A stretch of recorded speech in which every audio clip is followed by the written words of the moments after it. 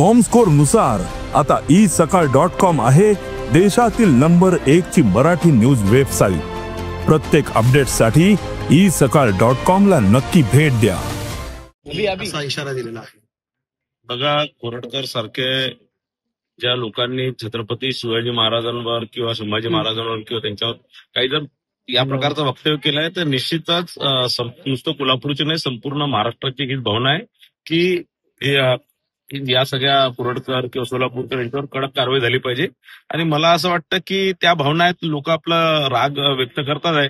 मला वाटतं माझ्याही मनात तीच भावना आहे आणि मला असं वाटतं की आता ते तिथचं काय सिच्युएशन आहे, पोलीस विभाग त्याला कसं हाताळतं ते मला वाटतं जे होणार ते चांगलं होणार। मिटकरी असेल किंवा काही विरोधक असतील यांचं असं म्हणणं आहे की नागपूर पोलिसांनीच त्याला आतापर्यंत मदत केली आणि म्हणून तब्बल 1 महिना हा पोलिसांच्या तावडीतून सुटू शकला। अशा नागपूर पोलिसांच्या अधिकाऱ्यांची चौकशी केली गेली पाहिजे, कोरटकरच्या संपत्तीची सुद्धा चौकशी केली गेली पाहिजे अशी मागणी त्यांनी केलेली। बघा, असं आहे की मिटकरीजींना मला असं वाटतं की याचा अभ्यास कमी आहे। ज्या दिवशी त्यांच्यावर गुन्हा दाखल झाला, ज्या दिवशी त्यांची कंप्लेंट दिली त्या दिवशी त्यांच्यावर गुन्हा दाखल झाला कोरटकरवर आणि त्यानंतर ते कोर्टात गेले आणि कोर्टाने त्यांना प्रोटेक्शन दिलं होतं।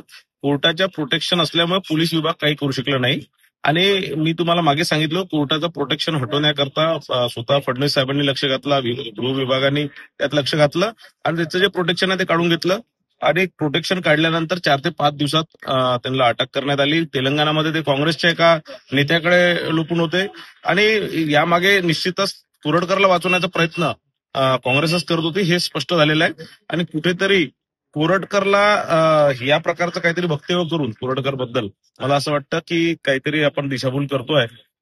या कोरटकरवरती कडक से कडक कारवाई होणार आणि हे मला असं वाटतं की या प्रकारचं काहीतरी बोलून अमोल मिटकरी काहीतरी दिशाभूल करतात।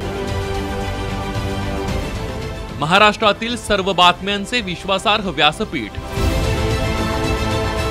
सकाळच्या सर्व सोशल मीडिया प्लॅटफॉर्मला लाईक, फॉलो आणि सबस्क्राईब करा। तसंच सर्व नोटिफिकेशनसाठी बेल आयकॉन प्रेस करायला विसरू नका।